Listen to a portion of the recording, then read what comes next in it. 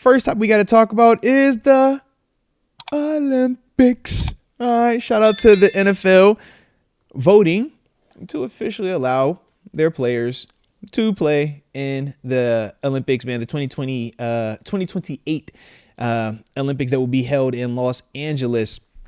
And they're specifically talking about flag football. We know that that's going to be the first time that flag football is an Olympic sport. And with NFL players, we obviously know how we feel about football in general. This was something that dudes were going to be excited about, the potential opportunity to represent their country, or at least compete to represent their country. And the NFL voted that, yeah, they will allow players to play. You're only allowed one player per NFL team, though. All right, to actually get on a roster or to compete for a spot. So meaning you wouldn't be able to have JPJ and DK Metcalf on the flag Olympics team because they're both in the black and gold. Only one of those guys will be able to play in the Olympics. All right. And that's how it is around the league. They also put in little caveats.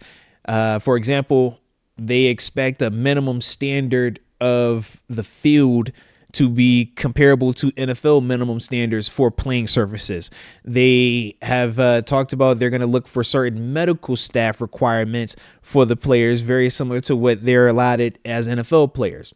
They're also looking into adding, they already added, they said they're going to have salary cap, almost like salary cap insurance. So if one of your players gets hurt, you'll get a credit on their cap for that season, so that way it doesn't kill you if you're missing a $20 or $30 million, wide receiver, corner, quarterback.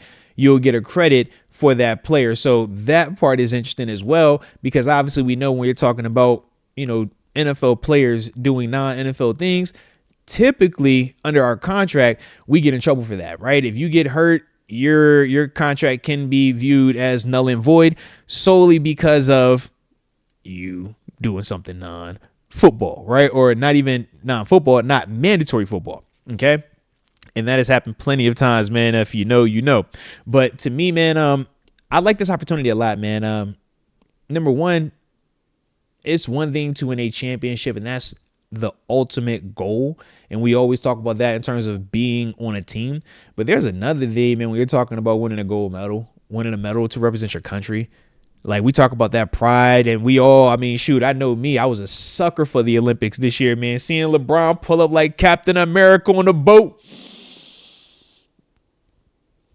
Oh, man. I say, I need a moment like that. Oh, I would have loved to have a moment like that, man. But that's the cool thing, though, man, that I'm seeing right now with this, approval of NFL players being able to participate. Now, it still doesn't mean that, all of these guys are going to just come over and start playing flag football and dominate and be great at it, because the rules are going to matter. Which version are we getting when we're talking about the flag football rules? Because we've seen flag football that looks like 7-on-7, and then we've seen the true traditional sense of flag football, which is like we talked about when we talked about on Monday's show, right? When I was doing the girls flag football championship, you got the one person that's a designated rusher off the line of scrimmage. You have the certain rules in terms of where you can pitch the ball to, laterals and stuff like that. That's different. Now, if we're going to go that route, I do think that for these NFL players, they're going to have to take some time to actually get acclimated to that, because the field is different, the rules different, and the pace of play is also very different. To me, I'm eager to see how many of the dudes, number one, want to do it. I think a lot of them are, though. And then number two, like I said, with the new rules, which rules are we getting? Are we getting true flag rules? Or are we getting this we're just playing 7-on-7 with flags? Because if it's 7-on-7 with flags, then yeah, flag football guys really aren't going to stand a chance at making this roster.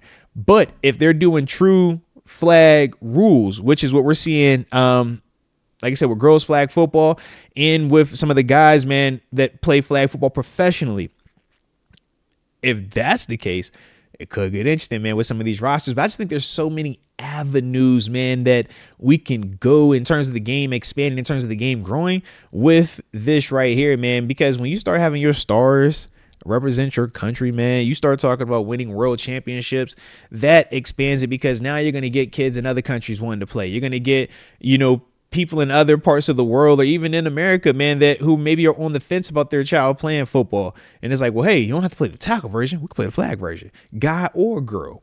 To me, I think that that's an exciting thing, man. And it is going to continue to help the game grow.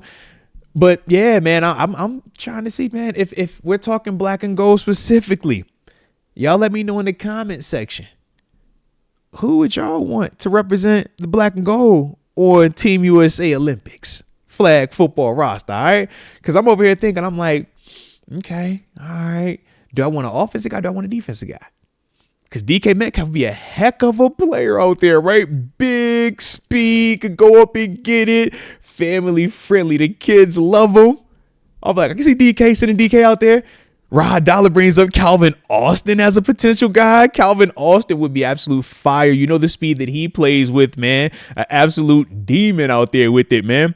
I do think, though, that, you know, we want athletic. We want speed. I even thought Patrick Queen. I'm like, Patrick Queen gonna be able to run with anything out there, gonna be able to cover anything that's coming out that backfield over there. I look at PQ as a potential option, man. Oh, you know what I'm saying? Like, hey, Rod Dollar also brought up Jalen Warren. Shout out to Jalen Warren. Okay. David Decker says, what about fire move? Yeah, because it's the other part, man. So Somber, I saw Somber ask, man, is it current roster? To me, I think it's even harder for a guy that has not been playing football to come out here and hop on this Olympic team, because you're not just dealing with your NFL guys, you're also dealing with XFL or not XFL, UFL, any of the collegiate guys that are out there as well.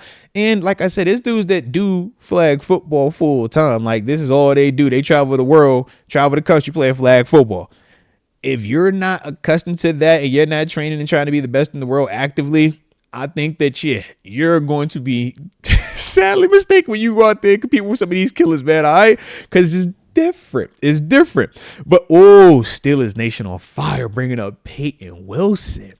That's a fire option right there.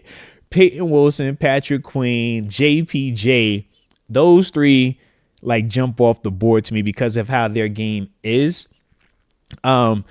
Minka, I'm back and forth on. I think Minka could definitely do it. I think Minka still wants to have that physical part to his game, though. You know what I mean? Like, he could want to thump something, man. But let me think. But, yo, offensively, though, DK is the guy that stands out to me, man. Muth, I like the Muth option as well. Jalen Warren for certain. But Calvin Austin, man. Calvin Austin, he's going to be able to stretch the field, bro. He's going to be able to stretch the field. Now, I need to also know, do I need my guys on, that are playing? Do they got to go both ways? Or is it just you play on offense and you going to play on defense, Because if you follow flag football, like I said, man, I got some dudes that really do flag. Like, that's their thing. They play both sides of the ball, offense and defense. So I want to look into that as well, man. I definitely want to look into that. But hey, I'm excited. Oh, shout out to this one. X-Con subs. Yeah, the new guy. All right. Shout out to a new corner. Was that Brandon Echols, if I remember correctly, man? Yeah, we obviously got him from oh my goodness, from he was with the Jets. That's what he was. I was like, where was he at before this? Yeah, over with the Jets, man. But yeah, all right. Shout out to Brandon Echols. You saying super athletic? Yeah, we know he could cover, man. Do some return man stuff as well. So, all right, okay. And I'm seeing a Corey Trice get mentioned in here. All right. Brandon Clark bringing up Kenneth Gainwell as a potential option to represent the black and gold in the Olympics.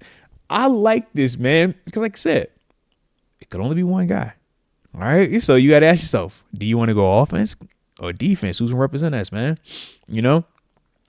Tom J said with flag football players, they usually play both sides, and that's what I'm familiar with as well. But we're going to see. We're going to see, man, in terms of, how they want to structure it. But I'm excited for it, though, man. I think it's a cool opportunity for professional athletes to get a chance to represent their country. I think it's cool to get a chance to win a gold medal, man. I want to go see, hey, man, we say you're the best in the world for a reason, right? Now you get a chance to actually go prove it.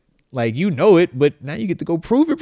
Oh, man. And granted, it's not full on proving it because we ain't got the pads out there. The Rydell's, the Pominelli's getting activated, but still going to be a blast, man. Getting a chance to go out there, run around, man. And represent and do it the way they're supposed to, man. But dude, we got some guys, man. We definitely got some guys, man.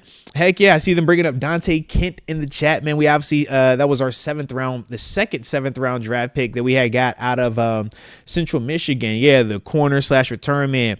To me, the speed element is key, right? Speed, man, especially when you're talking about flag, just because of the spacing out there.